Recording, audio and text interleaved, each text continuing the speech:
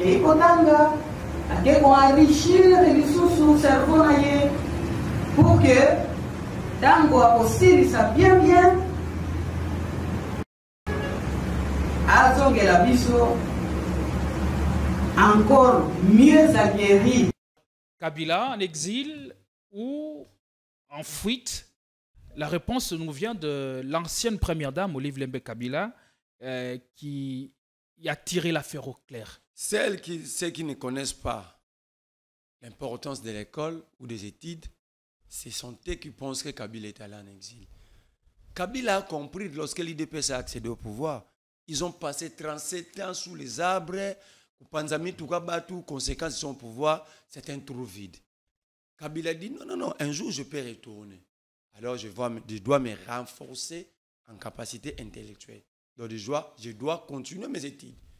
Kabila est prudent. J'aime sa prudence. Il dit attention, les réalités du passé, sûrement, ça ne va pas être la même réalité dans l'avenir.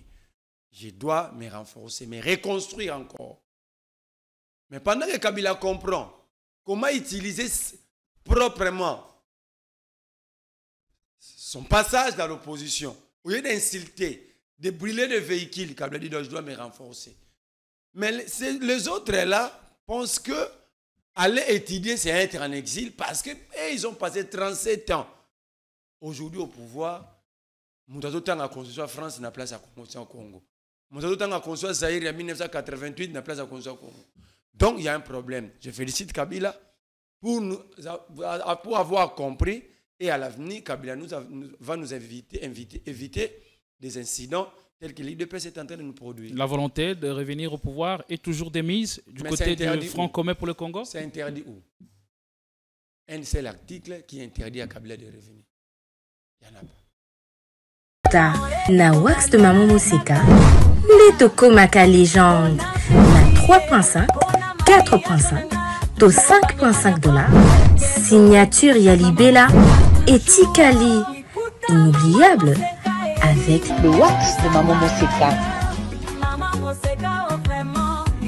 Coucou, je suis Tendela, ambassadrice des chaises d'Afrique. Fini les événements avec des chaises qui ne ressemblent à rien.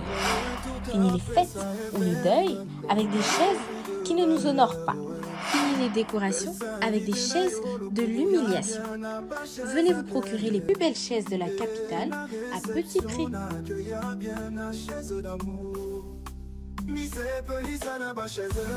J'ai une très bonne nouvelle pour vous. Si vous êtes à l'étranger et que vous souhaitez envoyer de l'argent à vos proches qui sont ici au pays, voici l'application qu'il vous faut. SendWave. C'est ultra rapide, sécurisé et surtout sans frais d'envoi. Vous avez surtout l'avantage de gagner jusqu'à 10 € dès votre premier transfert si vous utilisez mon code promo TATOU24. Hey, na imprimerie Muzuri, Tobuki ba prix na ndenge ya kafu kafu. Poche biso qualité na moins cher. Imprimez vos bâches na 6 $ ya pamba. Et souki wanate, to zappé na ba service locola. Broderie industrielle, sérigraphie, offset, impression sur drapeau, tasse, polo, képi, roll-up ordinaire et VIP na prix 10 000.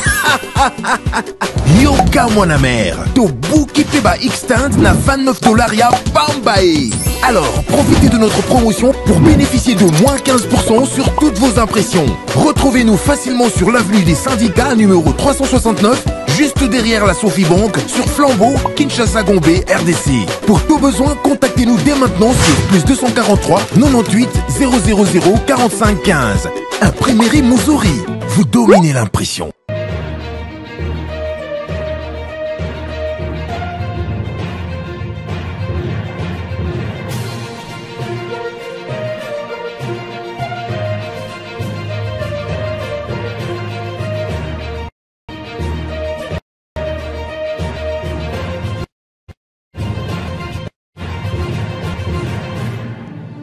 Bienvenue sur Politico, mesdames et messieurs. Très bon week-end à toutes et à tous. Le changement de la Constitution est une question de vie ou de mort a lancé Augustin Kabouya, secrétaire général de l'UDPS, sur un ton virevoltant devant ses militants gavés de beaucoup de choses. Visiblement, le parti présidentiel, l'UDPS, porte définitivement le cahier des charges de changer la Constitution. Est-ce qu'une déclaration qui va en contradiction avec celle du président de la République, puisque les fils du Sphinx hésitent encore entre réviser ou changer la Constitution? Nous sommes heureux de vous retrouver pour clôturer la semaine en beauté, avec évoquer toute l'actualité de la semaine, même de celle des 24 dernières heures, avec un invité que nous avons choisi pour vous. Nous avons l'honneur de recevoir sur ces plateaux Marley Vouvou, qui a fait l'amitié de nous rejoindre après près d'un mois. Comment allez-vous? Et la santé physique d'abord. Je vais très bien, je suis très en forme. Très en forme. Très en forme et prêt pour l'affrontement ou la confrontation avec l'UDPS. Malgré le projet porté par l'UDPS qui s'affirme comme un rouleau compressé parce que l'opposition semble être aux abonnés absents. Je vous ai toujours dit, l'UDPS n'a jamais été un parti démocratique. Parce que Etienne Tshisekedi lui-même n'a jamais été un démocrate. Toute sa vie, Etienne Tshisekedi n'a jamais œuvré pour la démocratie. Dans ces pays, à part le père fondateur, les Lumumba et autres, Kasavubu, il n'y a qu'un seul père de la démocratie congolaise moderne, c'est Joseph Kabila. Quand vous mettez Etienne Tshisekedi à Joseph Kabila, le père de la démocratie, c'est Joseph Kabila. Et c'est démontrable. Sur quoi est fondée votre lecture? Parce que Etienne Tshisekedi a, durant toute sa vie, lutter contre la dictature moubutienne, et il était le seul à dire non à ce qui se faisait, à ce que faisait le roi léopard Mobutu. Jusqu'à la mort de Mobutu, Tshisekedi était resté le meilleur ami de Mobutu. Honoré Rwanda l'a dit. Il avait recadré certaines choses lorsque Tshisekedi rendait visite à Mobutu à Nice après son opération. Donc, Tshisekedi n'a jamais été un démocrate. On ne peut jamais être père de la démocratie et être père de la dictature au même moment. C'est une fausse théorie et fausse thèse. Pourquoi je l'ai dit? Jeudi 30 juin 1960, à 12 h, le roi Baudouin proclamant l'indépendance du Congo, État belge à l'époque. Le Congo n'était pas né un État voyou. La preuve, Lumumba était Premier ministre à cause d'une majorité. Et Kasavubu avait coalisé avec Lumumba pour être président en utilisant la même majorité. Mais comment Tshisekedi et son ami Mobutu, comment est-ce qu'ils avaient réussi à rendre ce pays un État dictatorial avec un parti-État? Parmi les rédacteurs du charte de l'impère, il y a Etienne Tshisekedi. Où la charte disait un enfant né. Donc Tshisekedi, Etienne et son ami Mobutu, ils avaient conditionné même des bébés d'être des membres du impère. Parce que c'est écrit noir sur blanc. Tout enfant né au Zaïre est d'office et de droit membre du impère. Ça, c'est Etienne Tshisekedi, le père de la dictature. C'est ça l'histoire. Mais chacun de nous a un passé. Et si le passé d'Etienne Tshisekedi était ou aurait été sulfuré, mais l'homme a eu le courage de se relever et de s'opposer à la dictature. Tshisekedi n'était pas opposant de Mobutu. Ils jouaient leurs cartes étant qu'amis. Ça, c'est votre lecture. Non, c'est ça la lecture. Bien évidemment. Parce que à chaque fois que Mobutu avait besoin de Tshisekedi, Tshisekedi répondait présent. Il n'a jamais été opposant à Mobutu. Plutôt, Tshisekedi et l'UDPS pendant 37 ans, ils ont travaillé la mentale des Congolais pour que les Congolais soient aujourd'hui assujettis face aux hommes politiques. Ça, c'est le combat qu'a mené Tshisekedi. Parce que lorsque Joseph Kabila, maintenant je te donne la différence, lorsque Joseph Kabila recevait ces pays, mais non plus la démocratie n'a pas commencé sous Joseph Kabila. C'est quoi d'abord la démocratie? C'est le pouvoir, selon Rousseau. C'est le pouvoir du peuple, au peuple pour le peuple, qui a rendu le pouvoir du peuple par le peuple pour le peuple. Qui a rendu cela effectif? C'est Joseph Kabila, par la voie des élections. Mais tout comme ça a commencé d'abord en 1990. Lorsque... Avec le pluralisme politique et aussi... Non, Mobutu sentait déjà... La démocratie à deux. Mobutu sentait sa faim. Mobutu s'était comporté à un riche laboureur devant ses enfants. Ce n'est pas à cause du combat de Tshisekedi. Tshisekedi n'a jamais été père de la démocratie. Comment un père de la démocratie, un héros national, peut porter la responsabilité d'une pendaison?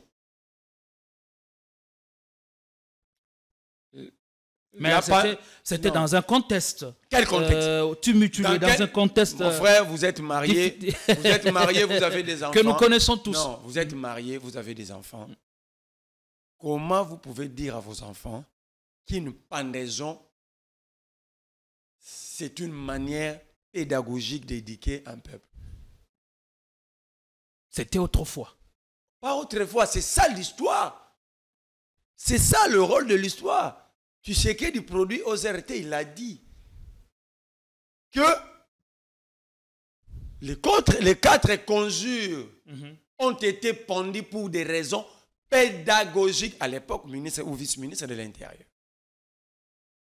Mais est-ce qu'on ne peut pas relativiser cela d'autant plus que... vivant. Attendez, est-ce qu'on ne peut pas relativiser cela ou d'autant plus qu'à l'époque, la démocratie n'était pas encore au rendez-vous. Nous sommes en 1966. Le père n'était pas encore créé. Il y avait encore la peine de mort qui était reconnue dans nos sociétés. Mon frère, nous sommes en 1966. Il n'y avait pas encore un père. Donc, pour vous montrer que la dictature était déjà dans l'ADN de Tshisekedi et Mobutu. Allez, merci beaucoup. Parce que quand vous prenez la charte de l'impère, cette charte n'était pas rendue publique ou pratiquement utilisée ou la création de l'impère ne date pas de 1966. Allez, merci. Donc, quand vous comparez Joseph Kabila, je prends Etienne Tshisekedi. Kabila est plus démocrate que lui. Pour avoir fait quoi? Mais je vous ai dit, il a rendu possible la théorie de Jean-Jacques Rousseau. La démocratie, c'est quoi? Selon Rousseau, c'est le pouvoir du peuple, par le peuple, pour le peuple. Et ce pouvoir est exercé par voie électorale. Ça, c'est Kabila.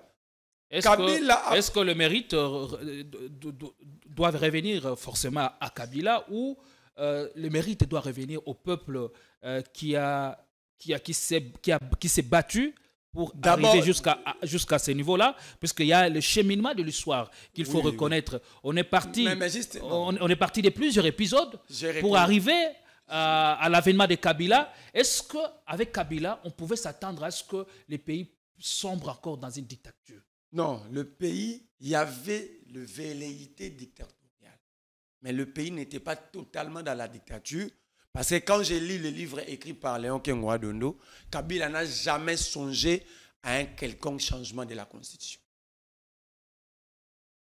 On lui a inutilement prêté des intentions. J'avais vu le président de la République rendre visite à Kengoa Dondo. Je demande au patriarche de remettre, de faire cadeau à son fils, Félix Tshisekedi, de ses livres. Il aura aussi le temps de lire et de comprendre. Léon Kengoa Dondo qui a beaucoup de respect jusqu'à ce jour pour Joseph Kabila. Je vous dis, il a écrit, il a mémorisé son parcours et en arrivant à l'époque de Kabila, il dit Kabila n'a jamais raisonné. Même dans l'ivresse la plus débordante, au changement de la Constitution. Alors, qui faisait croire alors à l'opinion que Kabila était dans un tel schéma. C'était le Kadiocha Medine 10e riz. Seule chose que Kabila, moi j'avais combattu, que Kabila avait tenté de conditionner l'organisation des élections à l'identification de la population. Loi électorale Bochab, article 8, alinéa 3. Et lorsque nous avons combattu pour que cela ne soit pas effectif, l'UDPS était en train de négocier avec Kabila à Ibiza. Le chef de file de la délégation UDPS s'appelait, à l'époque, il s'appelle jusqu'à aujourd'hui, Félix Antoine Tshisekedi Tshilombo. Il a reconnu produit Congo Web. Ok? Donc l'IDPS était toujours dans des deals politiques. Dans des négociations politiques, l'IDPS n'a jamais combattu. Je mets Kabouya, tu sais qu'il dit tous les combattants de l'IDPS au défi de nous présenter une seule victoire ou un seul combat gagné par l'IDPS. Il n'y en a pas. Nous avons fait reculer Kabila, je vous ai dit. Dans toutes les batailles ont été rapportées sur base d'un deal politique. D'un deal politique. Jusqu'à ce qu'il soit débauché. Kabouya l'avait reconnu, Kabila Talia Monita Pesibiso. Et la victoire à la présidentielle de 2018? Je parle de 2018. C'était aussi un deal? Mais c'est ce que Kabouya avait dit. Kabila Kabila a regardé parmi toutes les formations politiques, quelle est la formation politique la plus sérieuse. Et quand on parle du deal, qu'est-ce que cela ça veut dire? Qu'est-ce que cela voudrait insinuer? Tout Congolais sérieux, c'est ce que c'est un deal politique. Ça veut dire quoi? Un deal ça politique. veut dire l'UDPS avait accepté d'être débauché et de gérer la République selon la volonté du FCC, de Kabila. Et en arriver au pouvoir, c'est comme... Ça voudrait dire que l'UDPS n'a véritablement jamais gagné les élections. Non, on est sur le chapitre élections 2018. Les élections, ça fait partie du combat politique. L'UDPS n'a jamais gagné un combat. Comment Comment l'expliquez-vous? 2023, il y a eu un coup d'État électoral. Jusqu'à ce que le président est allé réviser la Constitution tacitement. La Constitution dit clairement que le mandat pour le président de la République est de 5 ans renouvelable une seule fois. Il avait prêté serment le 24 janvier 2019. Pourquoi cette fois-ci il l'a prêté le 20 janvier? Il a réduit la date. On s'adapte au calendrier. La Constitution ne parle pas de... L'État peut connaître plusieurs impondérables et il faut toujours savoir ajuster cela. La Constitution ne parle pas de calendrier. La Constitution dit le président de la République est élu pour un mandat de 5 ans. Moi, vous, je suis né le 4 octobre, un certain 4 octobre.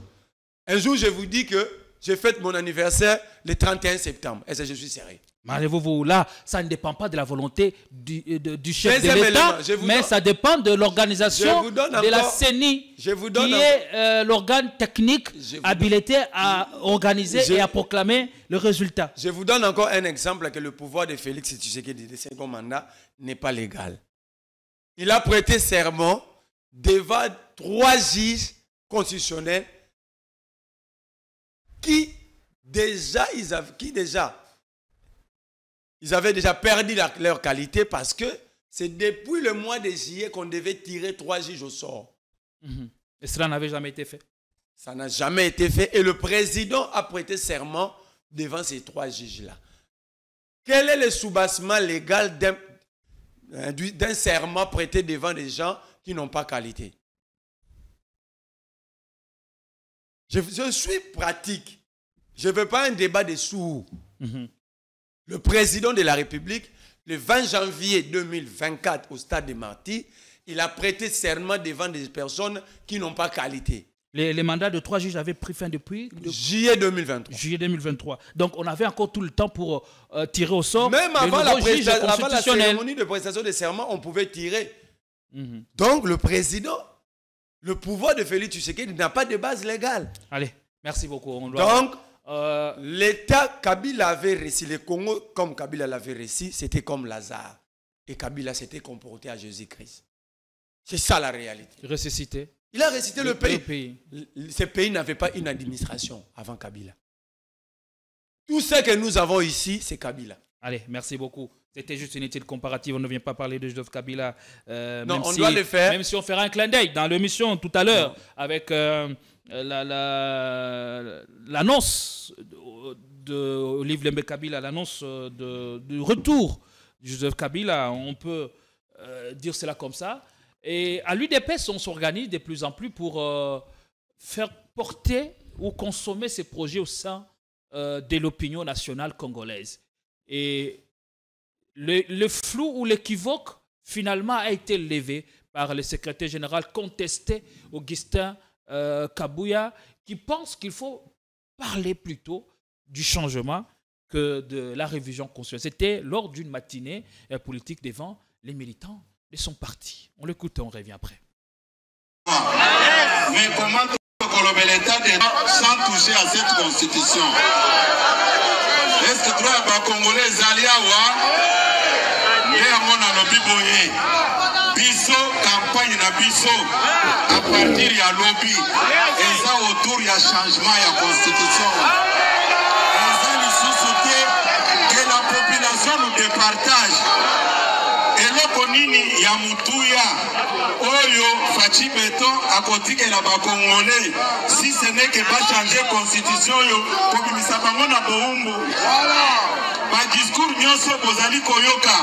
Oh non, alingi pour s'éterniser au pouvoir. Oh non, troisième mandat. Biso toza kuna te. C'est un discours pour manipuler les peuples, les faibles. Marley Vouvou, Kabouya est-il en contradiction avec le président de la République ou il relaie fidèlement les coulisses des échanges avec son chef? D'abord, Kabouya, on devait l'arrêter pour plusieurs griefs. Un, il a détruit plusieurs moteurs de véhicules congolais lorsqu'il était Kadhafi. Parce que... Oh, non, pas de diversion, s'il vous plaît. Non, ce n'est pas de diversion. Restons dans les thématiques et dans le sujet de l'émission. J'étais vendeur. Pas ça, s'il vous plaît. Je vendais dans un ligablo. C'est mon histoire. Rencontrer mon histoire, c'est de l'impolitesse? Non. Comment nous pouvons être un peuple sérieux et régner nos propres passés, notre passé? Kabouya, quand vous achetez un véhicule, tout vendeur de véhicule interdit à son client de mettre les carburants vendus communément par des Kadhafi. Alors Kabouya était Kadhafi. Donc Kabouya, d'abord, les chauffeurs devaient porter plainte contre lui pour avoir détruit plusieurs moteurs. Qui a testé la qualité du carburant vendu par Kabouya à l'époque. Donc, il est l'auteur de plusieurs destructions de véhicules. Ça, c'est un. On doit encore l'arrêter pour avoir dit sur la place publique, si vous touchez à notre pouvoir, je vais distribuer des armes. On doit encore l'arrêter. Parce qu'aujourd'hui, à Kinshasa, nous subissons une insécurité qu'on ne peut pas calculer aujourd'hui. Kabouya avait dit qu'il allait distribuer des armes sur la place publique. Kabouya est le champion en insulte. Je ferme cette parenthèse, je comprends que la justice est morte, on ne peut pas arrêter. Alors répondre à la question. Kabouya est en conflit avec lui-même. J'avais lancé une démarche et je suis dans cette démarche. Je cherche l'école primaire, secondaire et université où Kabouya a étudié. Parce que je ne suis pas sûr que des bons enseignants et professeurs d'université pouvaient produire un produit confusionniste à la taille de Kabouya. Est-ce que, Marley Vouvou, est-ce que vous n'essayez pas de mélanger les choses? Je ne suis pas en train de mélanger parce que la politique, lier la politique avec les études, oui. Parfois, c'est la nuit et le jour. La politique, c'est pour les éclairer. Comme on a des professeurs qui sont en politique, mais qui sont incapables de convaincre aujourd'hui. Ils sont pas intelligents. La politique, c'est un art de l'élite. C'est l'élite qui fait la politique. Parce que l'élite est la lumière de la société. Kabouya n'est pas une élite. Vous ne pouvez pas parler de l'élite congolaise et classer Kabouya dedans. Alors, moi, je dois aller dans ces écoles-là où Kabouya a étudié, aller aux archives, voir se relever des codes et bulletins, à défaut de fermer tous ces établissements. Alors, je vous dis ceci. La question, est-ce que Kabouya est en contradiction? Kabouya, c'est un monologue. Alors, vous allez vider ça, répondre à la question, parce qu'on a en tout cas le devoir d'éclairer la religion de notre public. Est-ce qu'il est en contradiction avec le président de la République? Tous sont en contradiction. Tous. Il relève fidèlement ce que son chef lui dit. Mais même le chef est en contradiction. Quand le chef dit à Lubumbashi qu'il est le garant de la nation, quelle est la conscience qu'il dit à Félix qu'il est garant de la nation?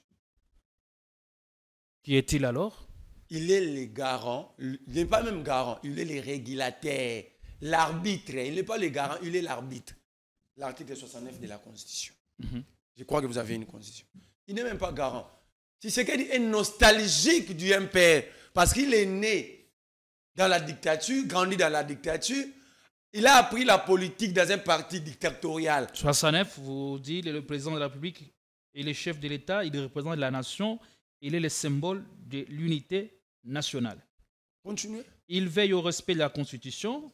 Il assure par son arbitrage le fonctionnement régulier des pouvoirs publics et des institutions ainsi que la continuité de l'État.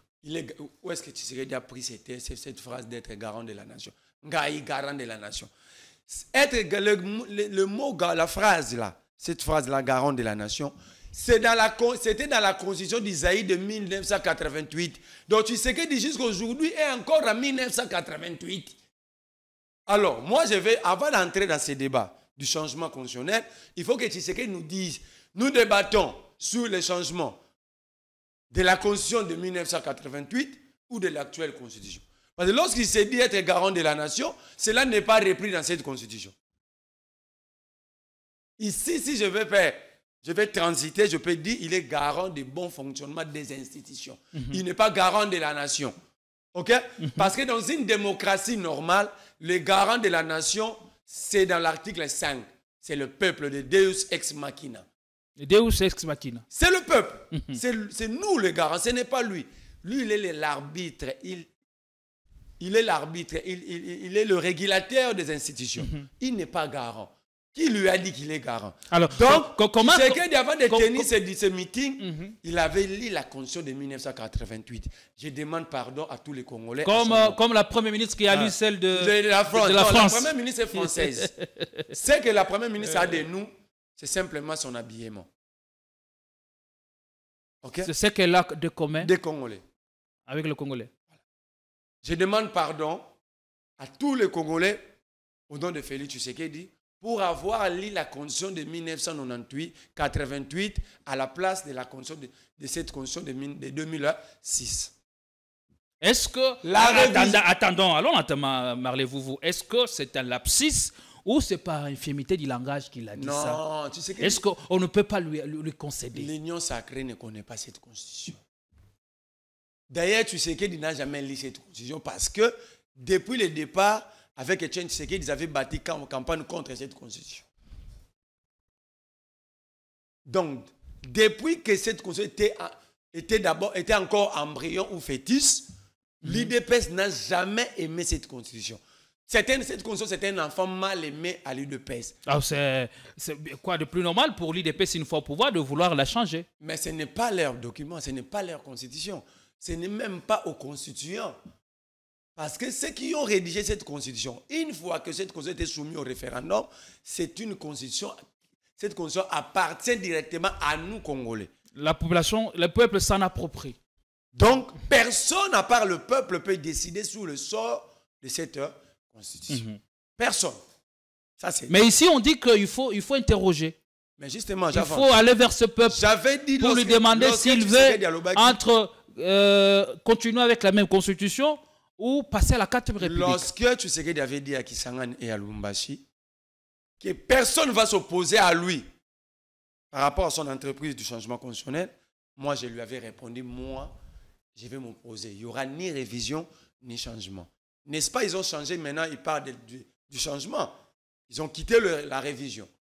Parce que ce qui se passe à l'Est interdit à Tshisekedi de réviser la Constitution. Ça, on le sait déjà. Il n'y aura ni révision ni changement. Il y aura quoi alors? Il n'y aura rien. La Constitution va rester telle qu'elle est.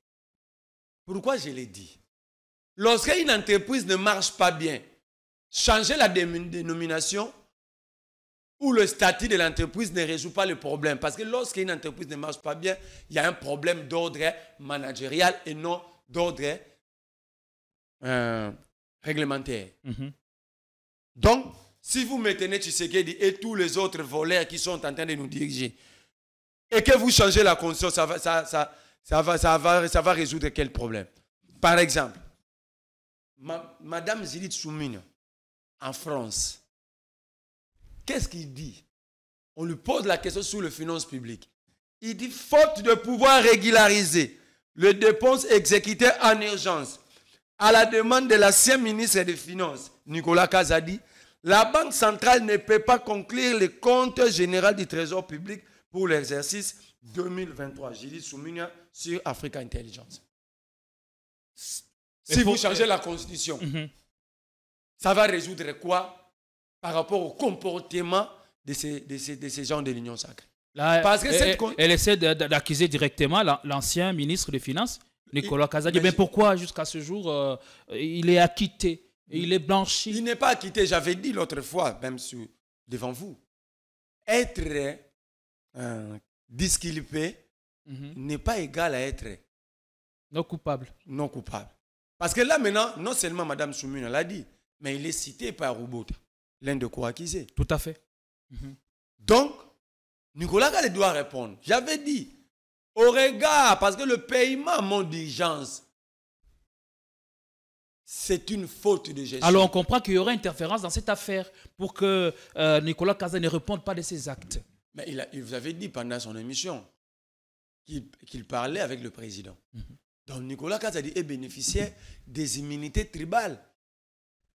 Exactement comme Guissaro qui est bénéficiaire des immunités Banyamulenge. On a besoin de faire d'incitation à la haine tribale. Ce n'est pas incitation. Pas du tout. Guissaro, on reste dans l'analyse. On analyse froidement le sujet. Alexis Guissaro est bénéficiaire des immunités Banyamulenge. Comment il nous a pris 32 millions pendant le projet qui chasse à zéro trou, mais regarde l'état de la ville. Même le Parlement n'arrive pas à interpeller Guissaro. Même le président, même le gouvernement pendant les conseils, mais personne ne rappelle Guissaro à l'ordre. Alors ne dites même le procureur. Ne dites pas parce qu'il y a des Congolais, des compatriotes qui ne sont pas arrêtés pour tel ou tel autre fait infractionnel, qu'ils ont des immunités tribales. Ça quand même, ce serait quand même exagéré. Pour vous qui voulez le changement au sommet de l'État. Qu'est-ce qui empêche le Parlement ou le parquet congolais d'interpeller Guissaro, Nicolas Kazadi? Et tous ces Congolais qui ne sont pas interpellés, c'est parce qu'ils jouissent des immunités tribales? Mais parfois, tous les Congolais ne sont pas reconnus voleurs. Celui qui a volé aujourd'hui, on peut l'arrêter demain. Mais l'affaire est là. Les réalités sont là devant nous. Qui est ces députés ou procureurs qui ne circulent pas à Kinshasa? Qui est ces députés ou procureurs qui ne sait pas qu'il y a l'argent a été décaissé, mais les travaux n'étaient pas à exécuter? Qui? Et le président le sait.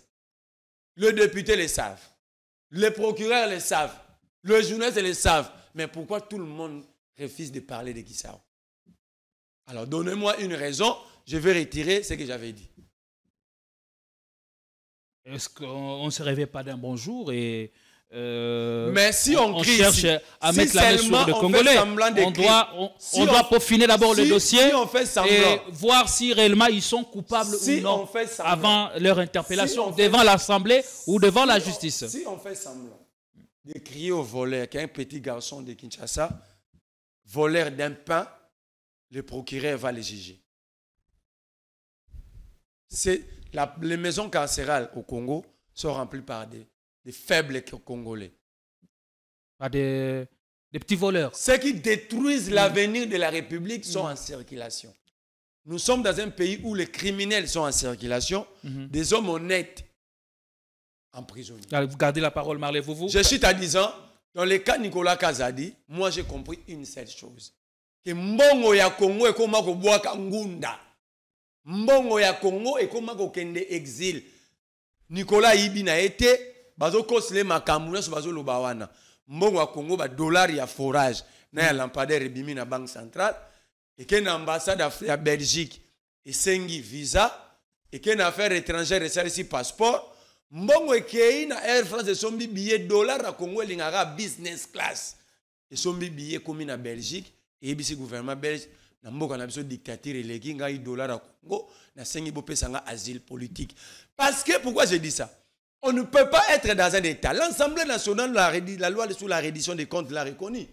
60% des projets financés en procédure cavalière d'urgence, financés déjà, mais non exécutés. Allez, merci beaucoup. Ce que vous dites, ça s'apparente à ce que disait l'apôtre Roland Dallon dans ses prêches. On va d'ailleurs visualiser la vidéo. Il s'en est pris tout le détourneur des deniers publics qui ne sont pas interpellés et des caisses de l'État continuent sérieusement à être saignées, mais sans qu'il y ait aucune mesure d'encadrement ou une panacée pour que l'on puisse en finir avec des détournements à hauteur de millions de dollars américains.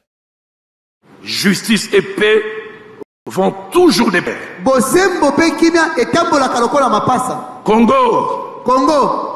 Si nous ne pratiquons pas la justice, nous sommes une bombe à retardement.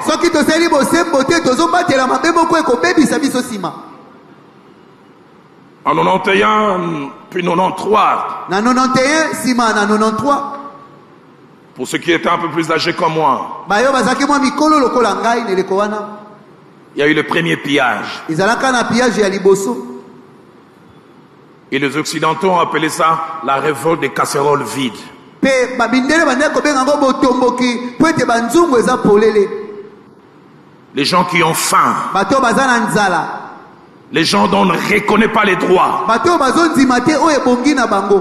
Bombe à retardement. Eza mabe obozo bomba ekobeta sima. Je prie dans mon pays. Na sambeli ete na mboka na ngai. Que le peuple d'abord ne soit pas seulement un slogan. Ete le peuple d'abord ezala kaka maloba pamba te. Qu'il soit une réalité. Ezala solo bato azobika. Quelque chose que l'on recherche. Eloko moko tozoluka. Ésaïe 30. Voilà, l'apôtre Roland Dallot qui ne cesse d'interpeller les dirigeants congolais à faire mieux. Est-ce que c'est ce qu'il reconnaît la mission ecclésiastique? Oui. Là, j'attends la réponse de l'IDPS. Oui, le pasteur a raison. J'ai sali son courage. Mais il devait le faire avec son fidèle. Parce que le directeur de cabinet du président de la République, c'est un pasteur de son église. Un des pasteurs de Philadelphie. Le directeur ou la directrice de cabinet de la première dame, c'est la femme de l'un de ce pasteur. Donc, c'est son église qui gère le pays. OK? Donc, il n'a qu'à appeler ces deux pasteurs, appeler ses fidèles, par exemple, tu sais qu'il lui dit. Moi, j'ai un message simple à donner à Roland Dallot. Je l'avais noté. J'ai dit, cher révérend pasteur Dallot, s'il peut au moins vous écouter, vous, son pasteur, veuillez lui dire qu'il n'est ni plus fort, ni plus orgueilleux que Pharaon et son armée. C'est votre message adressé au révérend pasteur Roland Dallot. Cher révérend, je sais que vous avez constaté que votre brebis scandalise constamment la population congolaise et les fils et filles de Dieu. Le pasteur a la responsabilité de recadrer son fidèle.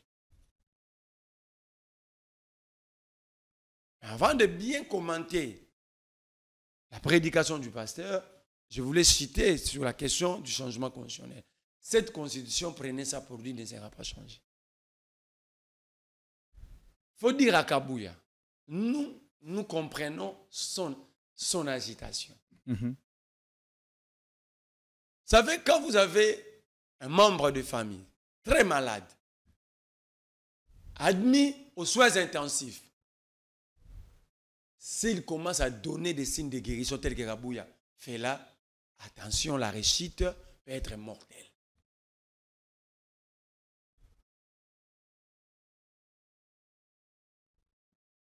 On n'arrange pas une maison à location pendant que vous avez épuisé votre garantie locative. Sinon, le bailleur serait appelé à penser à l'escroquerie. À autre chose. Donc, la Constitution appartient au peuple. Tu sais que dit certains locataires, on le dit, locataires du palais de la nation. Certains locataires qui cherchent à réhabiliter une maison qui en location pendant qu'il a déjà épuisé sa garantie locative. Il n'a pas encore épuisé malheureusement. Non, il a encore quand même. Non, il n'est pas fait mandat. Il n'est pas fait mandat. C'est c'est notre obligation de rétablir la vérité. Il a encore 3 ans, 3 bonnes années devant lui. J'ai vu Kabouya dire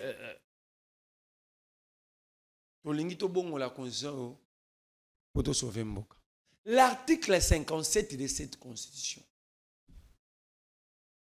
condamne le détournement comme infraction de haute trahison. Si vous allez aider les Congolais à faire la lecture de l'article 56, et aussi de l'article 57 de la Constitution.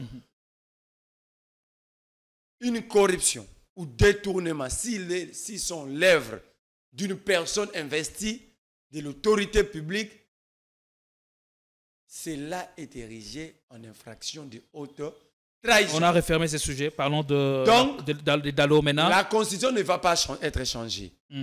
J'ai dit à Kabouya, qui vivra dans ces pays verra la réalité. La Constitution ne sera pas changée. J'avais dit, la Constitution ne sera ni révisée ni changée. Maintenant, ils ont quitté la révision pour le changement. Merci pour avoir écouté. Vous allez encore écouter, nous espérons. Roland Dalo, il a bien prêché. Seule chose que moi je n'ai pas aimé, parce que il peut les recevoir l'un après l'autre dans son bureau privé. Il peut ou ne pas le recevoir parce que déjà ça, c'est un canal par excellence pour faire passer le message à toutes les autorités. Là, du il pays. a dit ce que tous nous disons. Voilà. Mais la meilleure des choses... Pourquoi il voudrait... Pourquoi voudriez-vous qu'il puisse voir... Comme il a rejoint notre camp... Les uns après les autres en privé. Comme il a rejoint notre camp, il a aussi dit, à haute voix, ce que nous disons déjà, il peut maintenant passer à une autre étape, de les inviter l'un après l'autre. Soit il peut appeler, tu sais qui, les autres, Merci beaucoup. Merci beaucoup. Il est dans ses responsabilités. Mais néanmoins, lui, de sonner la trompette. Lui, il est différent de cet illettré constitutionnel de Voici l'homme. Non, retirez ça. Je dis bien illettré constitutionnel. Non, il a dit, je pose la question. Il n'est pas non plus illettré. Il a donné son point de vue, son interprétation, bien qu'étant erroné. Bien qu'étant erroné quand même. Parlons des hommes au parcours remarquable avec dignité et respect. Un homme au parcours remarquable ne peut pas être menteur. Donc, moi, j'ai conclu que Voici l'homme a bâti sa vie sur base de mensonges. Il n'était pas dans l'interprétation. Il disait aux fidèles, c'est écrit. Il n'était pas interprété, c'est aller dans l'esprit de ce qui est écrit.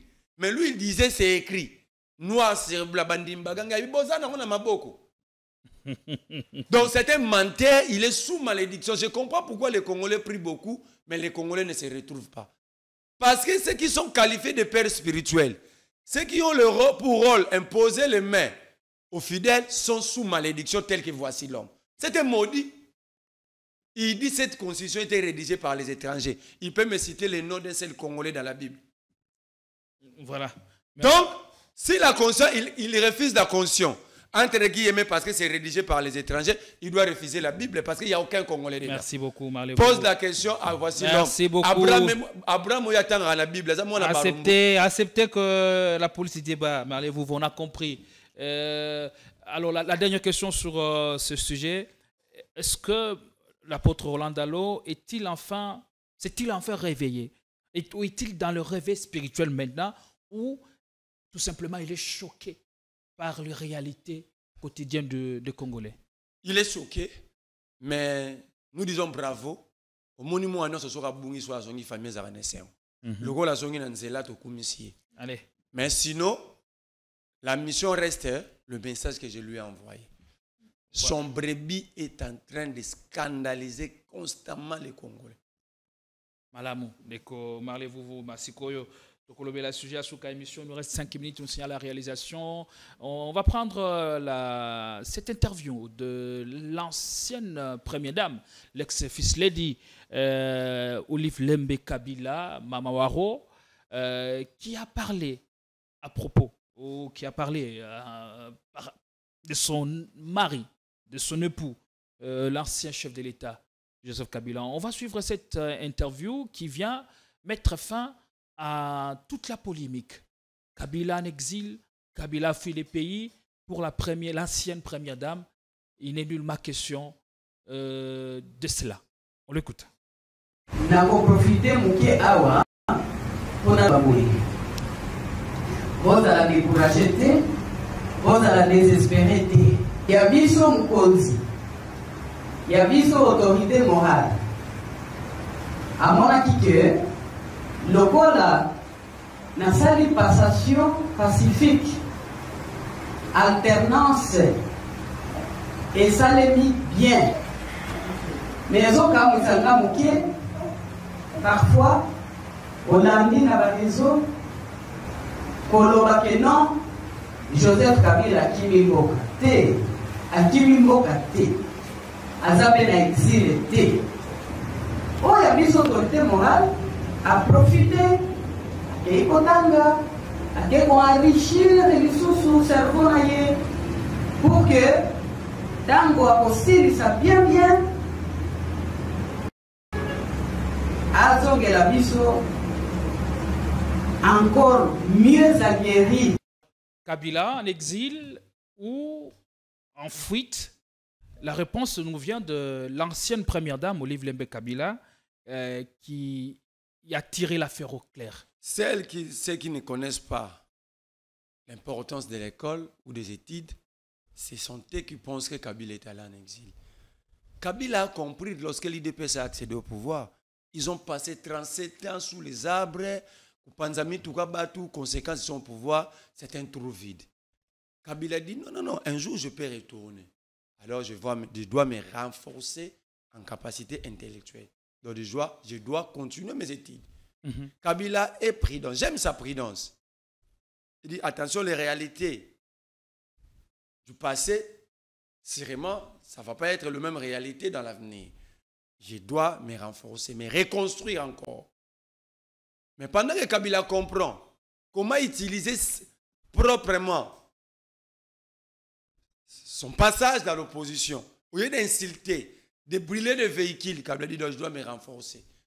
Mais les autres là pensent que aller étudier, c'est être en exil parce qu'ils ont passé 37 ans. Aujourd'hui au pouvoir, Moutato Tanga a construit la France, n'a place à construire au Congo. Moutato Tanga a construit Zaïre en 1988, n'a place à construire au Congo. Donc, il y a un problème. Je félicite Kabila pour avoir compris et à l'avenir, Kabila va nous éviter des incidents tels que l'IDPS est en train de nous produire. La volonté de revenir au pouvoir est toujours démise du côté du Front commun pour le Congo? C'est interdit où? Un seul article qui interdit à Kabila de revenir. Il n'y en a pas. La Constitution a été muette sur cette question? Je vous dis, aucune disposition constitutionnelle interdit à Kabila de revenir au pouvoir. OK? Alors, ceux qui disent que Kabila ne peut pas revenir, le débat est clair. Qu'on nous montre une disposition. Pour beaucoup, la qualité de sénateur à vie lui suffit pleinement pour qu'il passe à autre chose. Est-ce que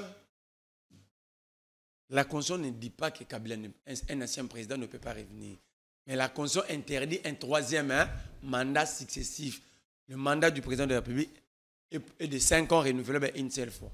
Kabila est allé. OK? Maintenant, là, après 2 mandats, 10 ans, il peut revenir. Et pourquoi seulement Kabila? Olive Lembe, par exemple, ne ferait pas, ne ferait pas bon profil à l'élection présidentielle? Ça dépend du PPRD, du FCC. Moi, je ne suis pas membre. Là, la question vous est posée. Mais moi, j'ai dit, ils ont le droit de choisir qui ils veulent. Mais à la question de Kabila, j'ai dit que la Constitution ne dit non. N'interdit pas à Kabila de revenir. Mais si Kabila demain choisit, ou le PPRD, j'étais là dévolu sur Olive Lembe, Chadari, Obé Minako, ce n'est pas mon problème, c'est leur choix. C'est au peuple de juger. Mais pour ceux qui disent que Kabila n'a pas droit, à un troisième, non, pas un troisième mandat de revenir. Au retour au pouvoir. Ça, c'est dit nulle part. C'était ça la réponse. Est-ce que, par rapport au contexte politique actuel, est-ce que Kabila a encore une donne ou une solution au problème du pays, lui qui a passé presque 18 ans? Qu'est-ce qu'il apporterait de nouveau quand on parle de son retour au pouvoir? Le pays se retrouve de nouveau dans les mêmes conditions que Lazare. Donc, comme en 2001. Et Kabila a la recette. La recette magique. La recette. Maintenant, on a besoin de la même recette qu'en 2001. Donc, le retour de Kabila ne serait pas une mauvaise chose. Parce que ceux qui ont remplacé Kabila n'ont pas réussi à faire mieux que lui. Comme exemple, avec 4 milliards de dollars de budget, Kabila avait vaincu les M23 avec Mamadou Ndala. Avec 18 milliards, nous plairons partout. Avec 4 milliards, Kabila n'était pas allé en leasing pour créer Congo Airways. Kabila avait acheté des avions. Ici, nous sommes en leasing, mais avec 18 milliards. Kabila avait 4 milliards.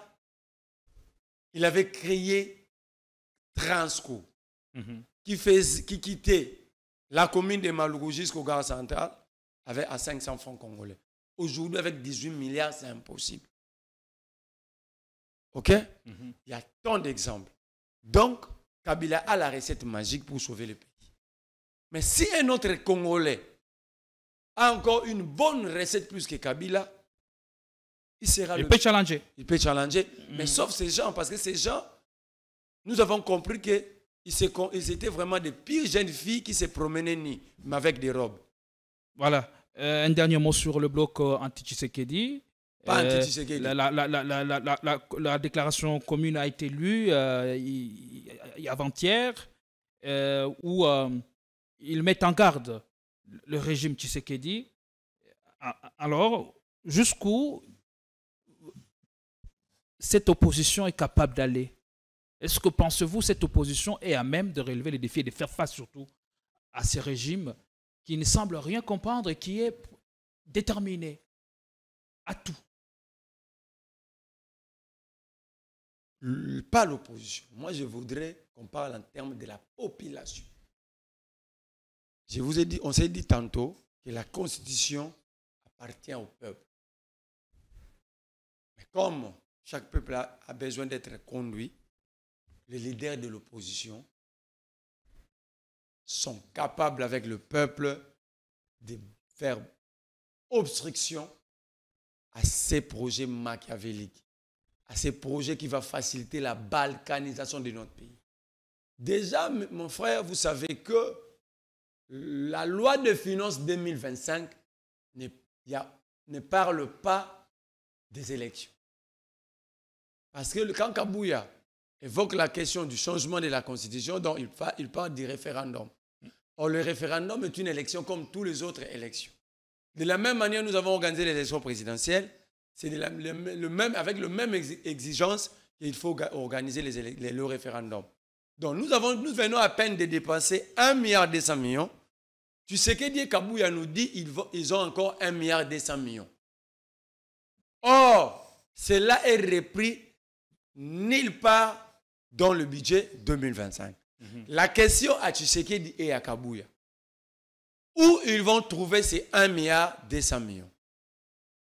Deuxième question, s'ils créent des rubriques dans la loi de finances pour trouver les 1,2 milliard, entre la construction des routes, la construction des écoles et hôpitaux, le paiement des enseignants et médecins, le financement de la gratuité et le référendum, de base, c'est quoi la priorité pour eux? Alors, la réponse est posée. Merci beaucoup, Marley Vouvou, d'être passé.